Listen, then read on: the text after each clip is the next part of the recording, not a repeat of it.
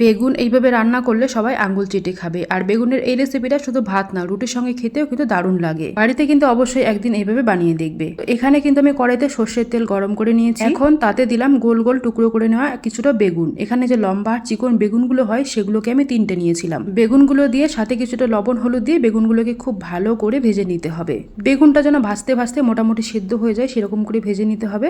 তো বেগুন ভাজা হয়ে গেলে এগুলোকে তুলে নিতে হবে। তুলে রেখে ওই তেলের মধ্যে ডুমো ডুমো করে কেটে নেওয়া একটা আলু দিয়ে দেব।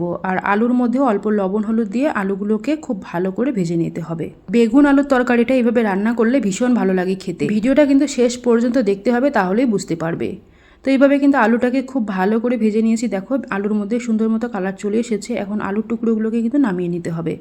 এখন ওই কড়াইতে আরও কিছুটা সর্ষের তেল দিয়ে দেবো। আর এরপর দিয়ে দেবো একটা তেজপাতা, দুটো ছোট এলাচ। ফোড়নটাকে একটু ভেজে নিয়ে এরপর এখানে 1 মুঠ মতো পেঁয়াজ কুচি দিয়ে দেবো। তার সাথেই দিয়ে দেবো ঝাল বুঝে কাঁচা লঙ্কা। একটু ঝাল ঝাল হলে খেতে তবেই ভালো লাগে। তো পেঁয়াজ কাঁচা লঙ্কা দিয়ে একটু ভাজা ভাজা করে নিয়ে এরপর এখানে দিয়ে দিচ্ছি অর্ধেকটা টমেটো কুচি। টমেটো দেওয়ার পর একটু ভেজে নিতে হবে। ভাজা হয়ে গেলে এরপর কিন্তু অল্প করে জল দিয়ে দিতে হবে, যেহেতু শুকনো মশলা দেবো সেগুলো যাতে পুড়ে না যায় সেই জন্য। তো এখন কিন্তু এখানে দিয়ে দিচ্ছি স্বাদ মতো লবণ, হলুদ, লঙ্কা গুঁড়ো, জিরে গুঁড়ো, ধনে গুঁড়ো আর আদা রসুন বাটা।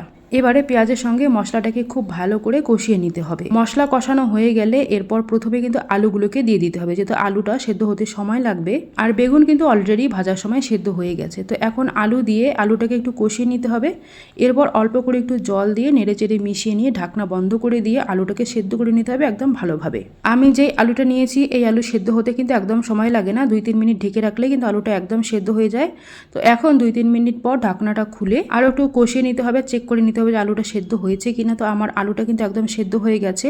তো এখন কষানো হয়ে গেলে এরপর কিন্তু ভাজা বেগুনগুলোকে দিয়ে দিতে হবে। বেগুন দেওয়ার পর আরও 2-3 মিনিট মতো কষিয়ে নিতে হবে ভালো করে সবজিটাকে। যে কোনো সবজি তরকারি যত বেশি কষিয়ে কষিয়ে রান্না করা যায় ততই কিন্তু খেতে ভালো লাগে। তো যাই হোক, কিছুক্ষণ কষিয়ে নেওয়ার পর এখন অল্প করে জল দিয়ে দিলাম, যেহেতু বেগুনের ভেতরে মশলা ঢুকতে হবে। তো সেই জন্যে এখানে প্রায় 1/2 কাপ মতো জল দিয়ে দিলাম। জলটুকু দিয়ে একটুখানি নেড়ে চেড়ে মিশিয়ে নিতে হবে।